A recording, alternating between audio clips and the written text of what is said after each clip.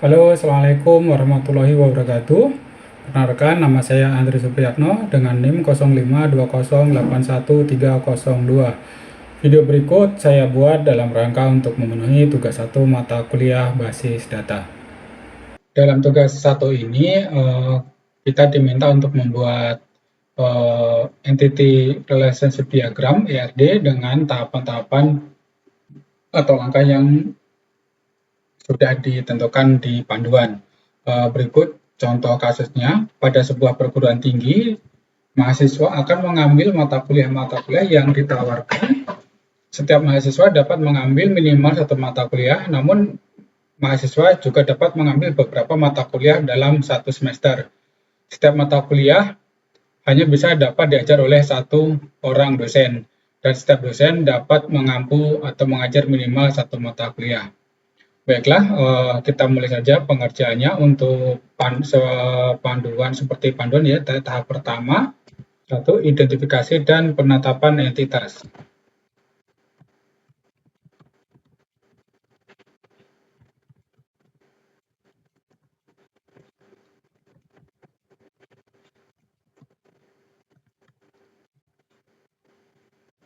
Di dalam contoh kasus tersebut dapat kita temukan terdapat tiga entitas, yaitu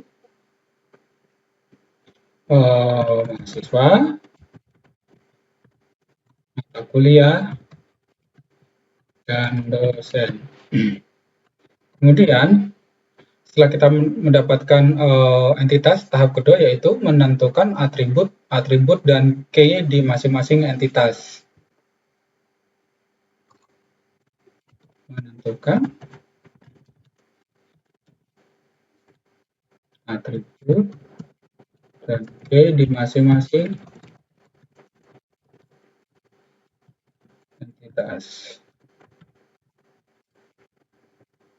Entitas pertama yaitu mahasiswa dengan atribut NIM sebagai primary key-nya.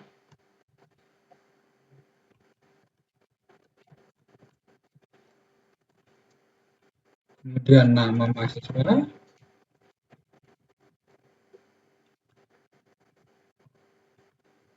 kemudian alamat, dan nomor HP.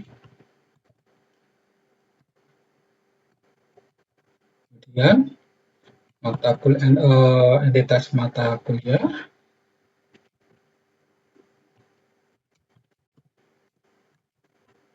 atributnya, kode MK sebagai primary key-nya,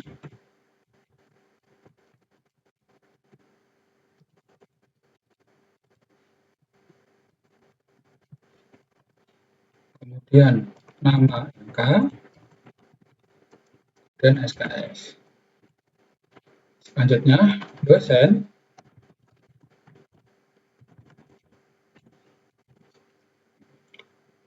nomor induk dosen sebagai primary key-nya,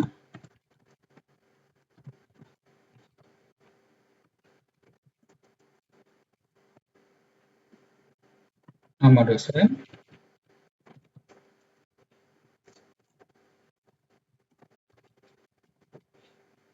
kemudian nomor HP dosen.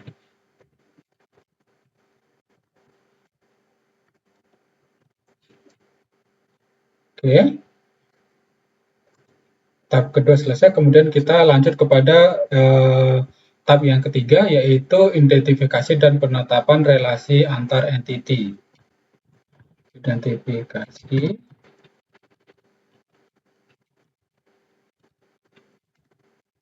dan penetapan entiti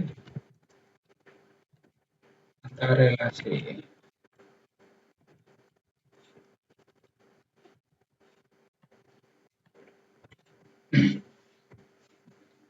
Nah, untuk membuat atau untuk mengidentifikasi dan penetapan entiti antar relasi ini, alangkah baiknya atau lebih mudahnya kita membuat tabel matriks relasi agar mempermudah dalam membacanya.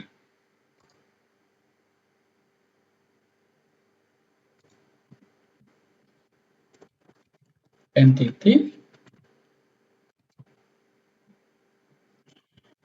mahasiswa mata kuliah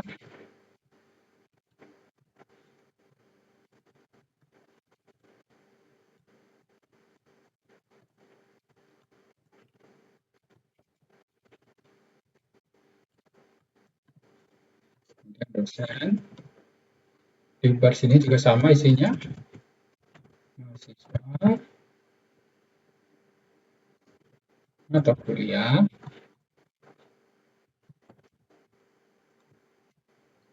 dan dosen. Nah, kita tentukan di sini entiti antar relasinya mahasiswa dengan mahasiswa tidak ada, mahasiswa dengan mata kuliah itu meregistrasi,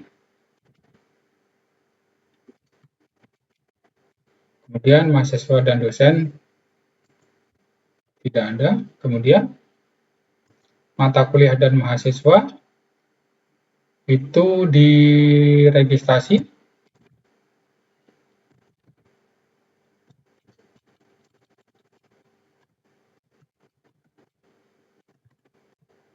mata kuliah dan mata kuliah tidak ada, mata kuliah dan dosen diajarkan. Kemudian dosen dan mahasiswa, dosen dan mata kuliah mengajar, dosen mengajar mata kuliah maksudnya, dosen dan dosen tidak ada. Berikut untuk tabel matriks relasi antar relasinya. Kemudian langkah berikutnya yaitu tahap keempat, yaitu menentukan derajat relasi atau kardinalitasnya. Menentukan derajat relasi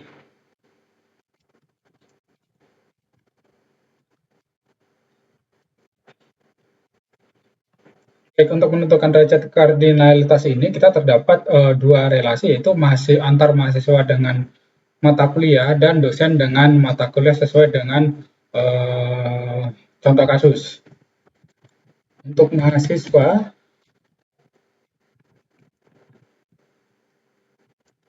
dengan mata kuliah,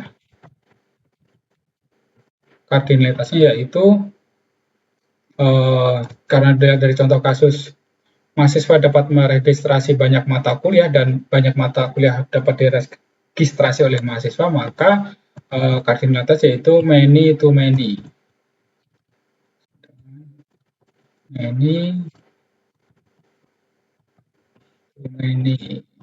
Kemudian yang kedua yaitu dosen dan mata kuliah. Dosen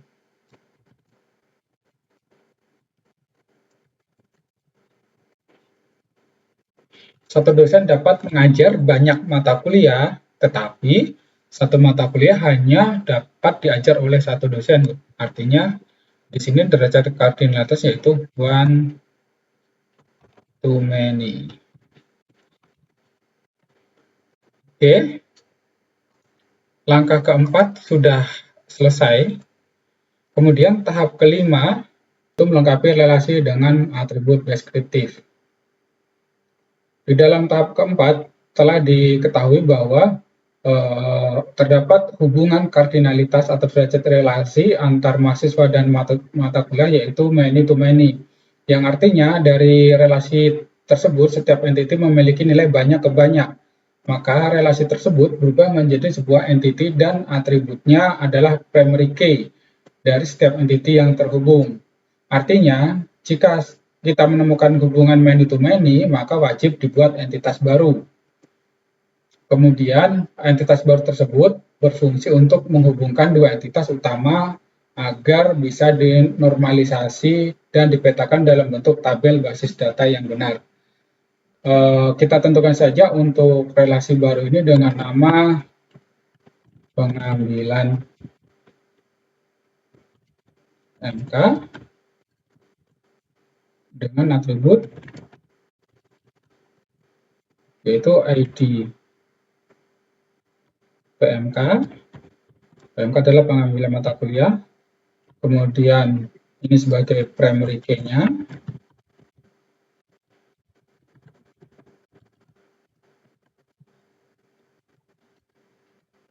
kemudian NIM, ini sebagai foreign key-nya,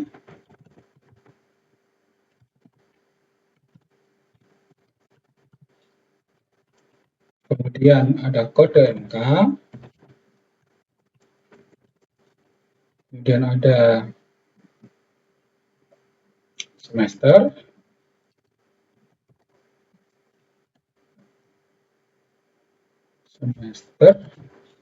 kemudian ada tahun ajaran. Untuk kode MK ini juga jadi foreign key ya.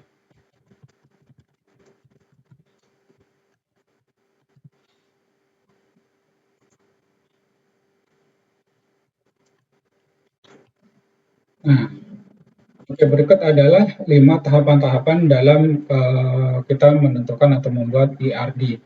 Untuk langkah selanjutnya yaitu kita akan membuat tabel ERD dalam aplikasi YetGraph.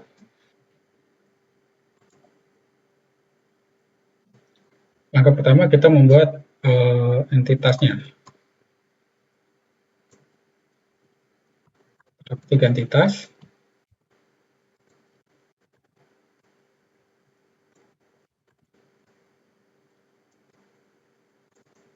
Mahasiswa. Mata kuliah.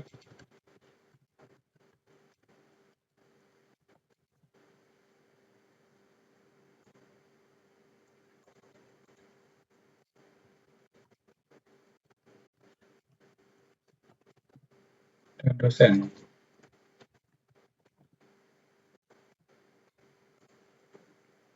Kemudian kita buat atributnya. Untuk mahasiswa terdapat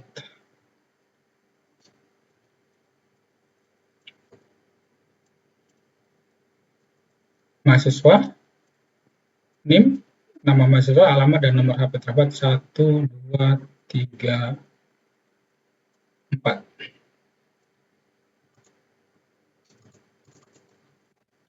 NIM,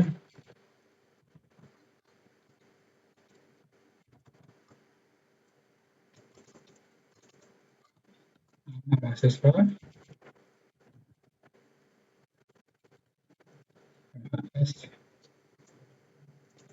kemudian alamat,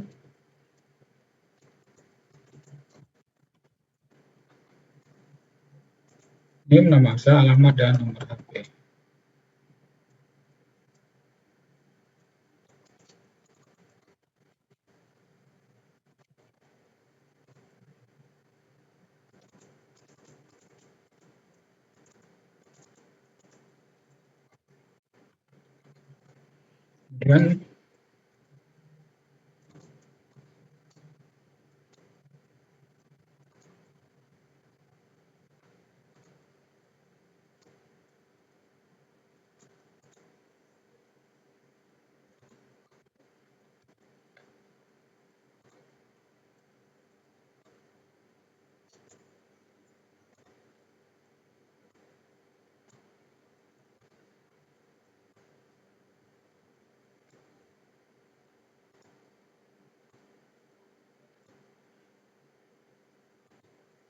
Kemudian mata kuliah, atributnya,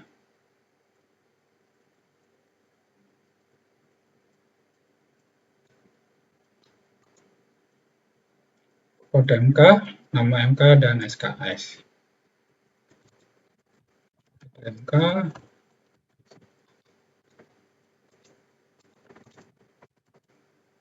nama MK, dan SKS.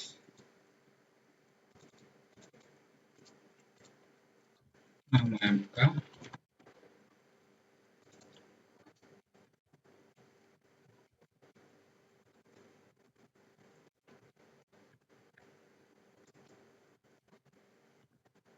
dan SKS.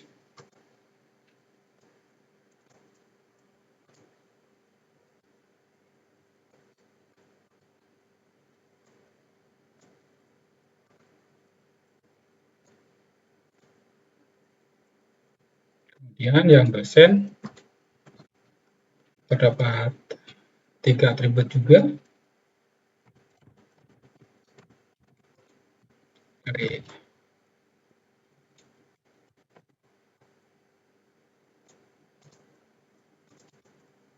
Yaitu NID,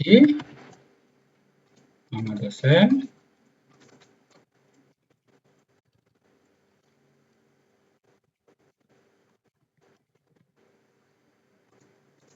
kemudian nomor HP. Oke.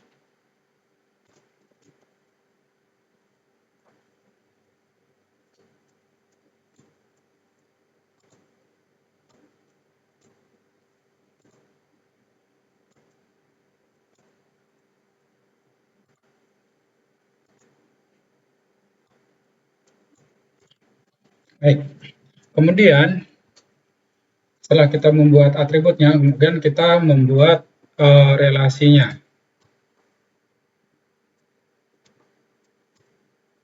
Terlalu mepet. Sebentar.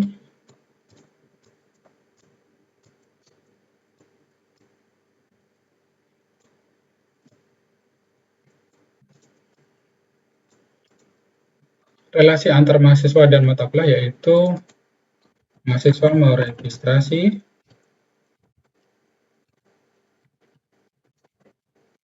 mata kuliah, mahasiswa dapat banyak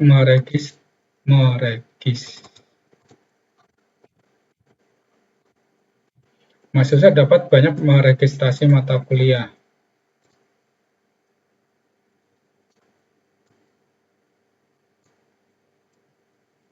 Kemudian, mata kuliah banyak diregistrasi oleh mahasiswa.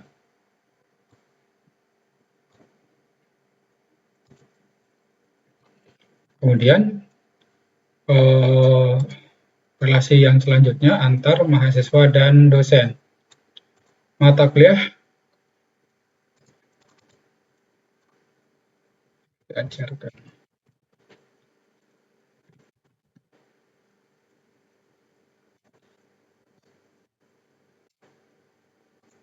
Mata kuliah dapat diajarkan oleh satu dosen, dan dosen dapat mengajarkan banyak mata kuliah. Mata kuliah dapat diajarkan oleh satu dosen, dosen dapat mengajarkan banyak mata kuliah.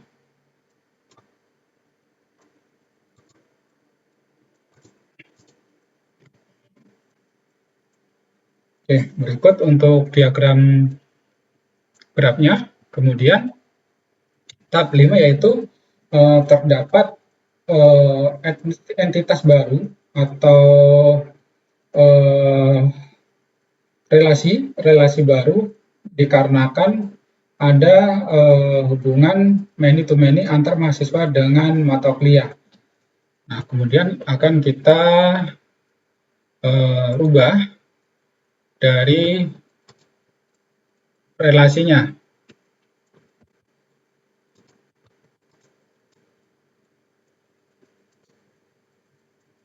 Agak turun saja.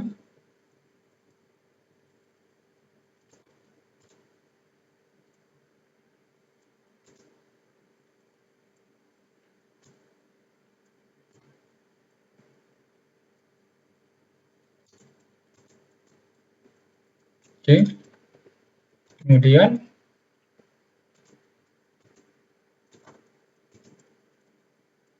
entitas barunya adalah PMK atau pengambilan mata kuliah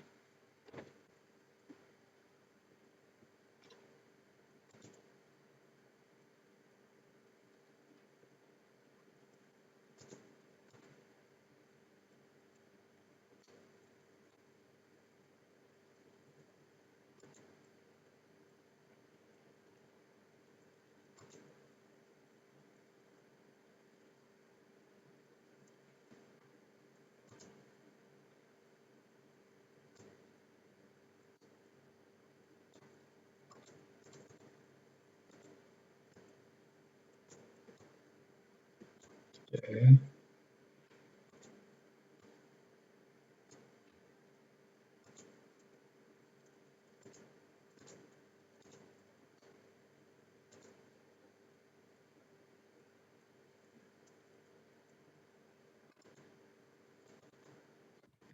Di registrasi.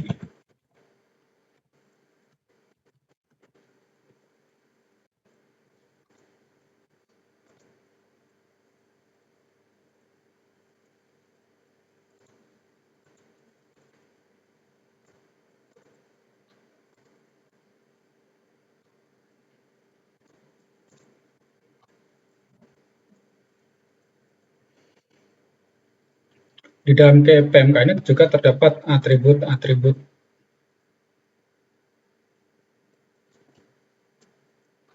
yaitu pertama, ID PMK,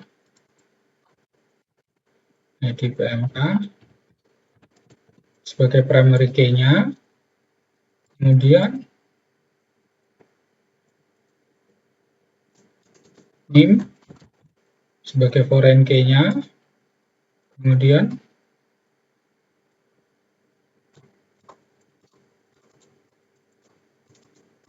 ada kode MK sebagai foreign key juga, kemudian semester dan tahun ajaran.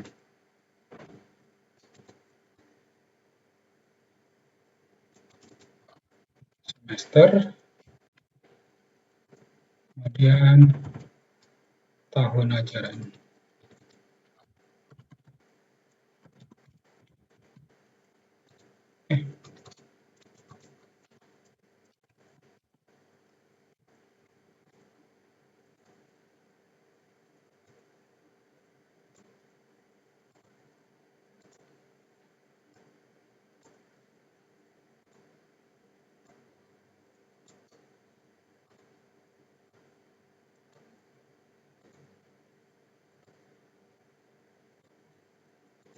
Baiklah, berikut adalah gambaran graf YET grafnya untuk ERD dalam contoh kasus soal tugas 1.